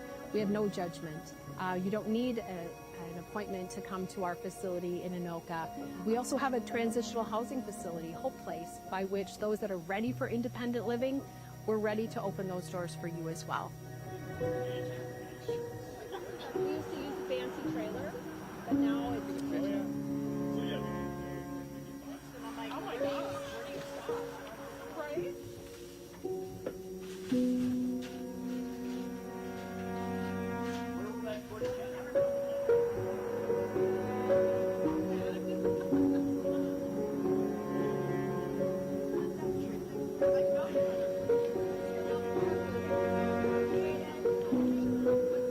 I want to say thank you to the community.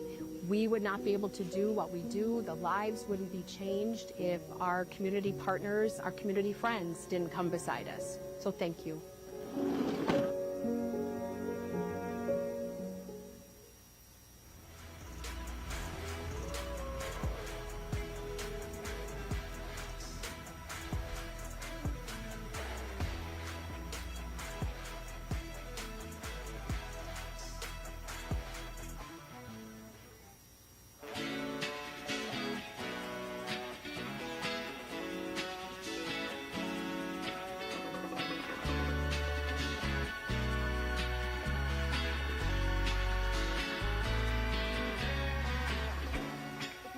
talk to any track athlete, nerves are such a big part of it. It's just getting yourself worked up, but I like to think of nerves like preparing you for something that you've never done before, and that adrenaline is like really a privilege. Some people don't get the opportunity to race, and we're out here and we get to move, and so that's just a cool thing. My goal for the season is to make it to state, do well in state or pole vault, get better in discus, and hopefully be on like a 4x1 or a 4x3 track team.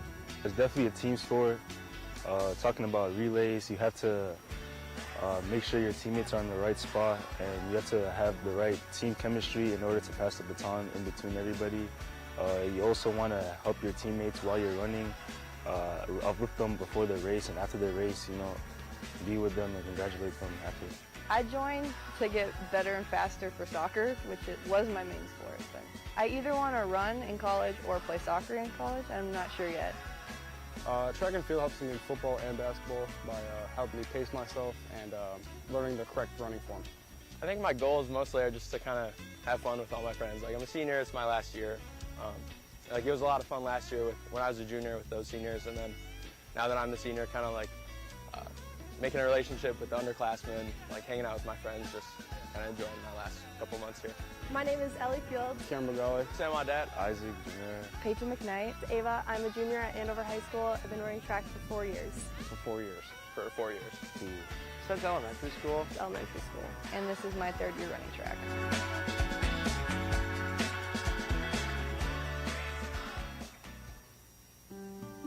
Did you know that the Anoka County Sheriff's Office has been serving the city of Andover for more than 50 years?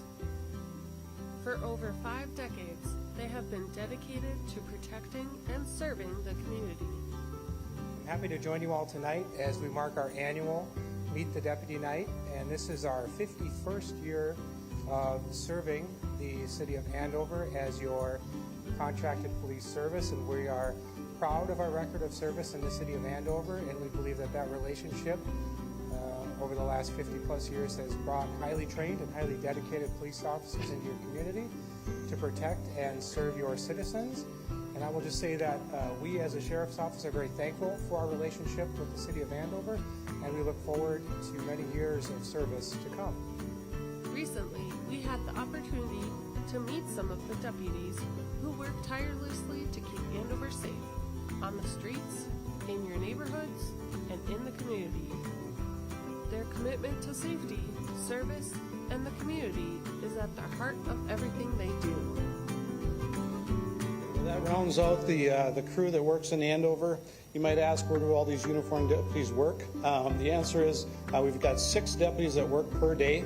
The uniformed deputies that you see in front of you all work 12-hour days. They either work day shift from 6:30 in the morning till 6:30 at night, a power shift at 10:30 in the morning till 10:30 at night, another power in the afternoon at 2:30 till 2:30 in the morning, and then the night shift runs from 6:30 at night till 6:30. So between that, we have 2 deputies on each one of those shifts, other than those power shifts, and they fill out the rotation for our 12-hour days. So if you have any questions for myself, the chief, or any other one of the deputies, feel free to ask. Otherwise, we really appreciate serving you in the city of Andover. Thank you to the Anoka County Sheriff's Office for over 50 years of service to the city of Andover.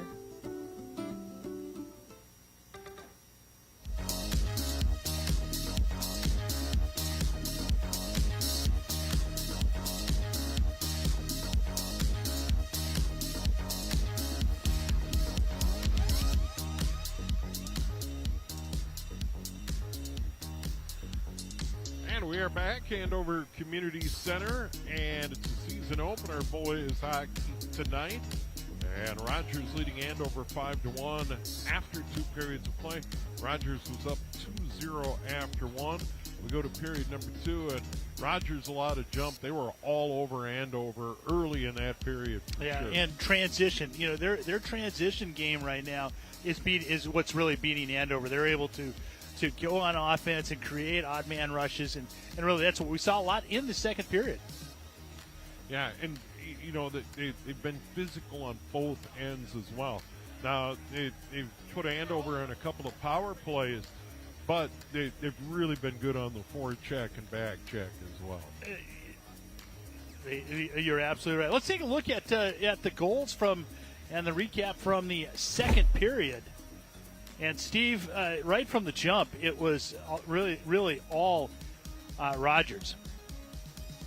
Yeah, beautiful feed from the near point over to the doorstep. Kotke cashes in. Not a whole lot the Andover goaltender could do in that situation. And then this is just Bumgarner powering his way to the net, putting it through. And then just another odd man rush, and Blues cashes in at that point. 5-0 Rogers, 6-10 Mark. And then that great goal by Langfeld we saw a moment ago. And that was huge for Andover. Get that first goal of the year. Camden Langfeld, first line center, takes matters into his own hands. And he needed to, and that was really needed for the Huskies there. Let's take a broadcast schedule coming up. It's a good one. Boy, I tell you what, look at these games coming up. The Minnetonka Skippers against the Huskies back here on Saturday. That should be an excellent 2A game. And then, of course, we start the buckets, right? Yeah, girls hoops visitation at Anoka. I'll be on the call there. Girls hoops, Andover in Champlin Park. And then we got boys basketball getting started, Anoka and Champlin Park. So great action as we already get into December. I can't believe Thanksgiving is a week away. Are you ready? No. But not at all. So the upcoming Huskies, it just seems like it gets easier, right? You go after you get done with the number 6. Let's go to the number 2 or 3 with the Maple Grove Crimson, followed by Blaine, Rock Ridge. That will be an excellent rematch of the section final last year. And then you've got the Elks coming to town here, and boy, I tell you, that's just a tough schedule for the Huskies. They always have one of the toughest schedules in 2A.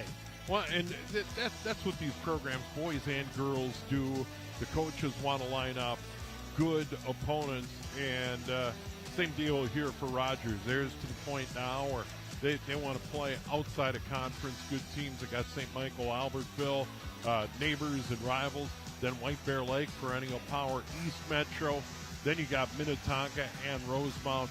And Rosemount, a power out of Section 3 down there. They kind of butt heads with St. Thomas Academy and Cretin-Durham Hall. So a tough start. But that's what these coaches want. You want to figure out what you've got early. Yeah, well, and I mentioned this in the second period. The Huskies last year were 0-9-0 after 9 games. They had lost all 9 games, and they still were able to make it to the state tournament, won the section.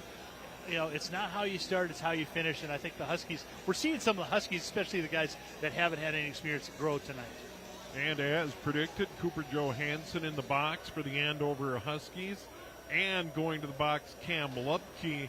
And then we've got one other Royal in the box. So looks like Andover is going to start on the power play here in period number 3. So all of that right at the end of period number 2. That's a power play for the Andover Huskies. Time had expired in the second, and there was a battle at the blue line. And now Andover has it down 5-1. They get it ahead. Langfeld, he got knocked down, grabbed there by Sinclair for Rogers. Gets it out to center ice, gathered in by Zilmer. And the Huskies will dump it right back in over top of the cage. Tyler Bacon, the Rogers goaltender, in the net. Down to our right here for period number 3. Rickley sends it in front. Backhand hit a skate. Didn't get to the net. And now here comes Rogers the other way. This is Cheslock. Drop pass. Bumgarner sent it wide into the corner. Grabbed by Langfeld. He'll skate it out of there. Give it up. Knox to the blue line onside. Cross ice. Off Rickley's stick. And Rogers right back the other way, and Bumgarner to center. And now he'll give it up there. Cheslock, Rister, and a goal in the slot area. It goes up high. Beats Foster 6-1 Rogers. Well, he kind of planned that. He was moving to his left. You could see Foster kind of move with him, and he went right to glove side again. Brock Cheslock with the goal. 56 seconds into the period. And Cheslock, and the 6th different goal scorer for Rogers. And I have a feeling that's one Caden Foster would love to have back. Yeah, I think you're right. Nickel pinching in along the boards, gets a little help. Now it's Lorenzen. Lorenzen behind the net. Battle ensues out to the point. They send it near side. Burmis gives it up. Kurtz, his senior blue line partner, powers his way inside of the net. That one squirts wide. And they get it out. Burmis holds it in again. Now he gives it up. Here's Peterson. Peterson gets pinched to the boards, gets hit again for good measure. And now it's Bacon behind his net. In on the forward check. There's the Andover Huskies. Dylan Larson over there. Royals in blue. And out to center ice. Willard tried to send it forward. There he is again, Jake Burmis. As I mentioned, not a very big kid, but sophomore, plays well beyond his years on the blue line. Yes, he does. This is Lorenzen for Rogers. And now Andover gathers in their own end and get it to center ice. Here they come back the other way. Miller toward the net, saved by Bacon. Shot on goal. 23-12 shots now. Favor Rogers. They lead at 6-1, but in that second period, it was 11-5. It heavily weighted to Rogers again, and has the score at 3-1. Now we'll get a draw to the right of Tyler Bacon. So Lubke, Sinclair, Kotke, Bumgarner, Balous, and Cheslock scoring for Rogers. Lone goal for Andover, Langfeld. Andover at their own line. Sends it all the way across, trying to get to that puck. Factory. And now Rogers chips it in.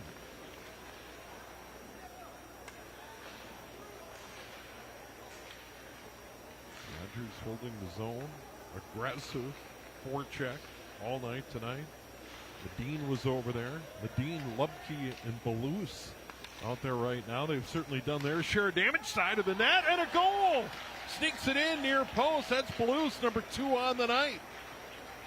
First multiple goal scorer in the game. 7-1 Rogers. And you called that one right. He just snuck it in. Not a lot of room.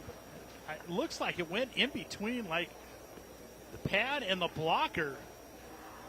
And it was like threading a needle. He was able to do it. Balous, goal number 2. Let's see if we can. That second line. Lubke has a goal there. Balous has a couple. The time of that goal, by the way, 2:51. And now it's 7-1 Rogers. And they're right back at it. Cheslock gets it out to the point. And now it's Zach who dumps it in.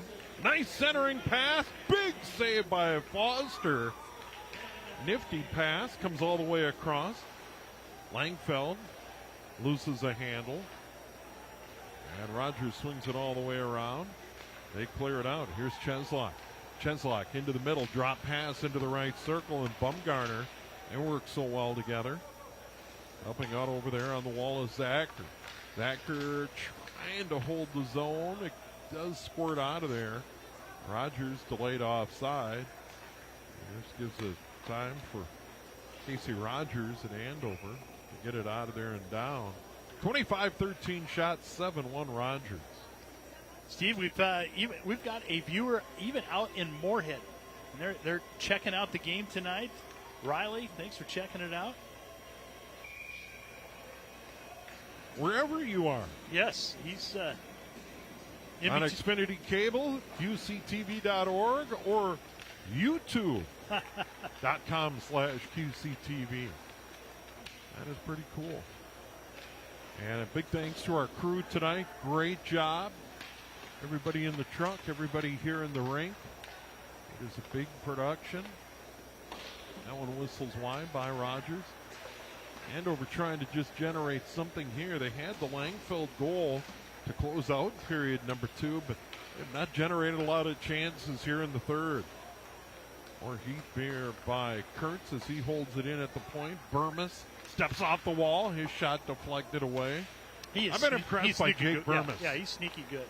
Yeah, he Not a big kid, but boy, he plays well. And there he is in front, goes off his leg into the corner. Peterson sends it all the way around.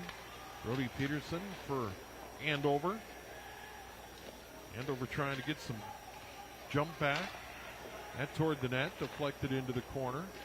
Sent all the way around.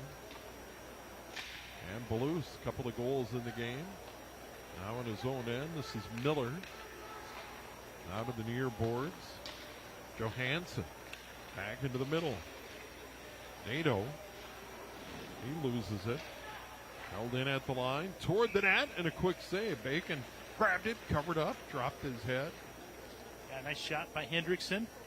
He was able. You see Nato just continuing to kind of work into the offensive piece from the blue line.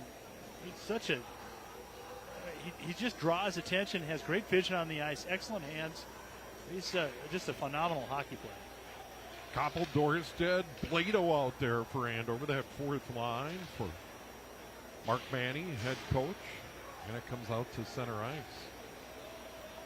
And Luchin sends it right back in.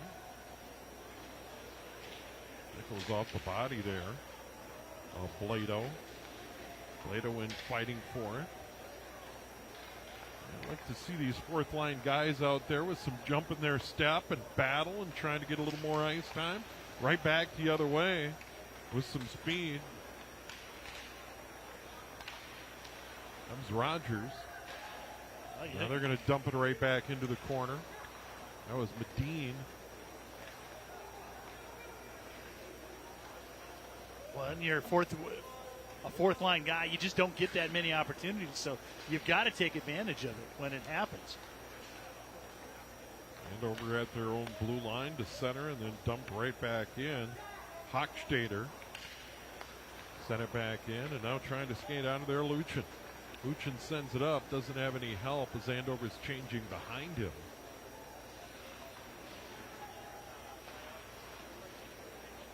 And now Langfeld goes after it. It always seems like Rogers has had numbers, that they just have not given up the odd man rush. The Langfeld goal kind of went in one-on-one on the defenseman, but Andover just hasn't been able to get that odd man rush. Or maybe they had a 3-on-1 for a moment. Rogers goes into the corner. Langfeld in front. Wrigley there. Couldn't get his stick on it. And now up into the stands. It was a floater. I think everybody's going to be okay. Yeah, it looked like it just nicked someone right in front of us. It's okay. And that's why you want to really put on the hairspray. Because it'll might bounce off. Yeah, you think Mark Manny's wearing hairspray tonight? He's got that hat. He's got a hat, yes. Mark's at the age like me where you pretty much wear a hat when you go out in public. Here's a quick shot. Foster saves it. Boy, cruising in on the wing was Jaden Kurtz. And Foster made a nice save on that play. Yeah, that was...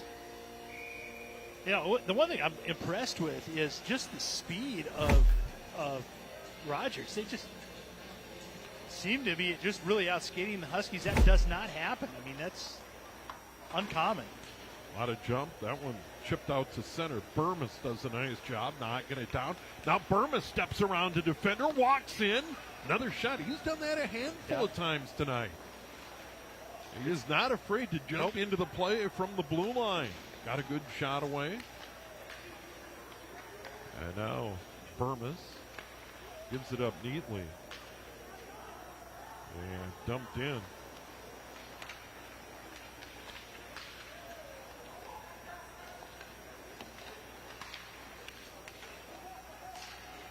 And they certainly have played well tonight, but the sophomore Burmis has really done a nice job. He's generated some stuff on the back end.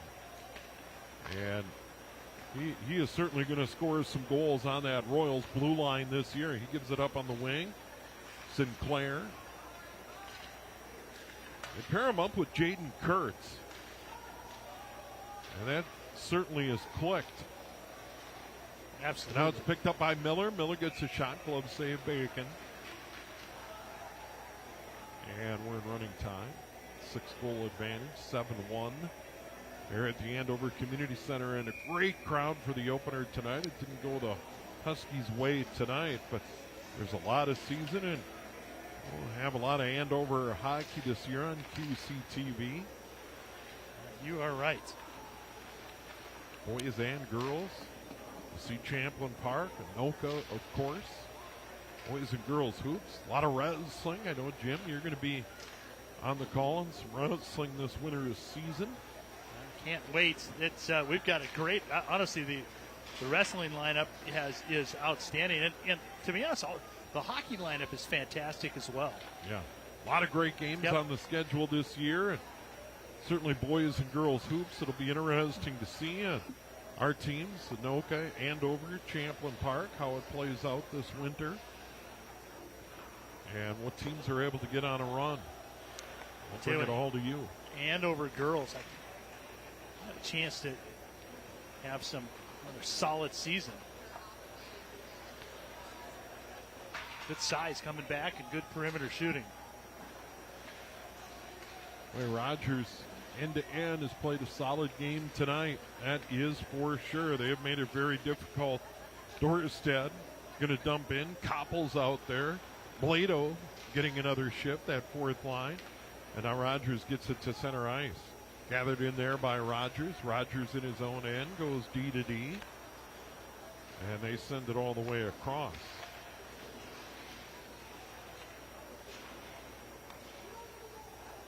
Well, I think when we took a picture, or when we had Coach Manny on, you could see he had a piece of paper. I'm sure it's filled up with notes that he's got ready for tomorrow's practice. And they will get better. It is no doubt that they will get better. Well, and I think that's a mark of great coaching. Whatever you have at the beginning of the year, do you improve, do you get better? And I think coaches that have longevity bring that year in and year out. Where the teams maybe on opening night struggle a bit, by the middle of the season, certainly end of the season, are a completely different team. Yeah, you're right. And you know, the great part about all the sports in Minnesota is everyone gets a chance in the playoffs. Everyone gets a chance in sections. No matter if you haven't won one, you still have a chance to make a run, and that's exactly what the Huskies did last year. Yeah, you get into that tournament, you got on a roll, but you felt with this Andover boys hockey team a year ago, at the end of the regular season, that they had the ingredients to be a dangerous team. They had goaltending, they had some goal scoring, and they played well over the 200 feet. That they would be very tough out. Here's Langfeld, cross ice, quick shot, bouncing around in front. Knox can't get his stick on it. And now Rogers right back to neutral ice. They'll send it across. That'll come all the way to the net. Caden Foster will cover up. And we'll get a draw to his left as the clock continues to move with 3:30 to go in the game. Yeah, well, Caden Foster, he got baptism under fire tonight, and in that first period, he held them to 2 goals in that first period, and felt the Huskies after 2, it felt like they were in it. Rogers just went on the attack in the third period. It was definitely much more aggressive, and that transition again was so quick from defense to offense. And here is Rogers. That's Sinclair. Sending it toward the blue line. Peterson backhands it. And Rogers finally gets it into the zone. Here's an opportunity. That one goes over the top of the net. Caden Foster wasn't able to knock it down. Goes all the way to the other end. Here's Blake Sinclair, one of the seniors. Had goal number 2. Rogers led it 2-0 after 1. 5-1 after 2. They extended their advantage to 7-1. Cheslock had 56 seconds, and then Ballew's second of the game at 2:51. Rogers in the zone. And now here's Sinclair again. Right back down into the corner, cross ice. And they tried to get it over to Medine. Medine has it on the half wall. Out to the point. They have just had the better of it most of the night. Yeah, and much more physical, too. You mentioned they played the body well. They really have tonight. Hauser walked in. That's stolen away. And here comes the Andover Huskies. Cole brought it up ice. He'll dump it in. And Rogers behind their own net. Sets it over to the far wall. Now they come near side. Right back out. Medine floats it in on the goaltender Foster. He'll stop it. So Keaton Cole, we just saw him dump the puck in. Here's something that's not a lot of people know. Keaton has a chance to play or to fish in college. He's got a chance for a scholarship to go fish in college.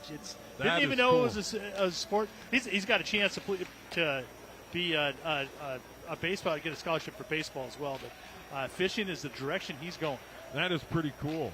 I fished in college, but I didn't get paid for it. You weren't representing the school? No, I wasn't representing the school. I was barely representing myself. One to go in the game. And that one was dumped in behind the net. Foster out of there, tees it up.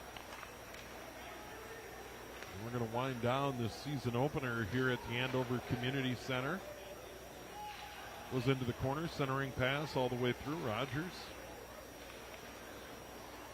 will send it out to center. Here's Kurtz. Backhands in. Final 30 seconds remaining in the game. Great job by our crew tonight.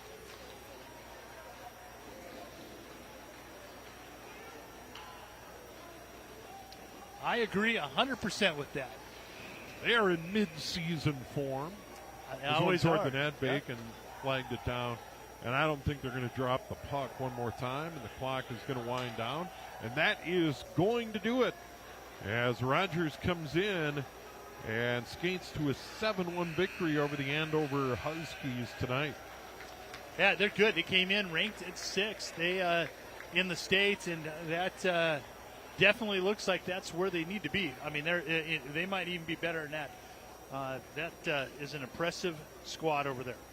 Yeah, Lubke at 13:08 of the first, Sinclair at 15:43, and then in period 2, Kotke at 3:08, Bumgarner the backbreaker, 5:16 of period number 2, the shorty, Balous at 6:10, and then Andover gets on the board, Langfeld at 13:34, and then on to the third, Cheslock 56 seconds in, and then Balous second of the night at 2:51. Rogers to 1-0. They win at 7-1. The Huskies drop to 0-1, but it is early. And a big thanks to everyone for tuning in here on opening night. And we've got many more coming up this winter sports season. Jim, always fun to see you. Great job, Steve. Jim Childs, Steve Thompson, and our great QCTV crew. Happy Thanksgiving.